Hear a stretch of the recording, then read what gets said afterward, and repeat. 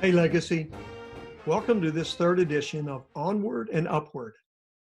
Thanks for tuning in today and for participating in our virtual town hall meeting last Friday.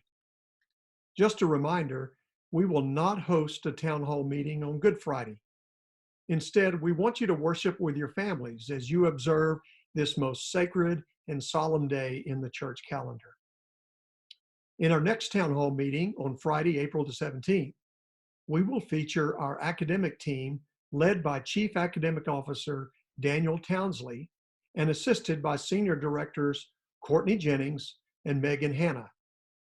Holly Hammond, our Director of the Legacy Learning Center, will also be a guest panelist. They will brief us on the successes and challenges of distance learning, including the lasting lessons we've learned over the last few weeks and how these lessons may apply to the future of education, not only at Legacy, but in schools across the nation. I want to address a security concern that was discussed in my most recent leadership team meeting.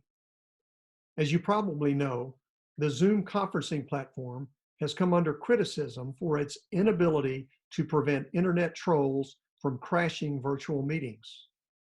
Because we place the safety and security of our students as our number one priority, we will be transitioning in the coming days to other platforms, many of which are already in use by some of our teachers. This will allow us to continue the valued virtual interaction between students and teachers. To facilitate this transition, LCA will be issuing restricted school Google email addresses to all students who do not currently have a school email address, which includes students in preschool through fourth grade.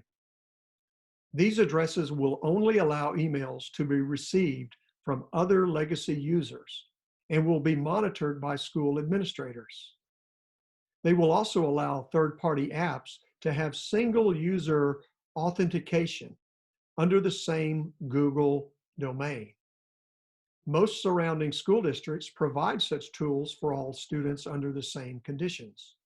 We believe this is best practice in providing a uniform platform for students across all divisions of LCA.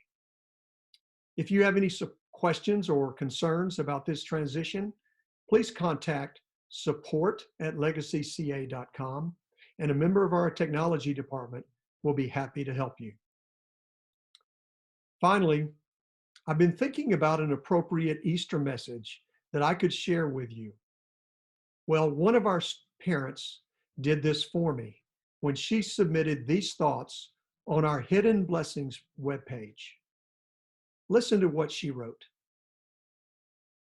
Isn't it ironic that Easter is just around the corner and everyone is fearing a virus that could cause you to suffocate to death, just as Jesus suffocated on the cross on Good Friday?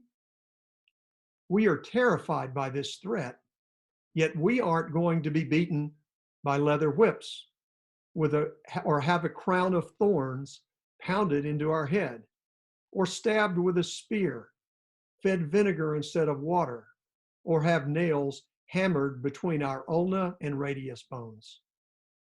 We also aren't going to have our feet nailed to a cross that we had to carry a very long way.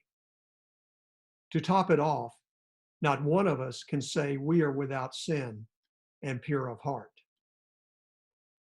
What a great perspective to have as the coronavirus pandemic reaches its peak in our country.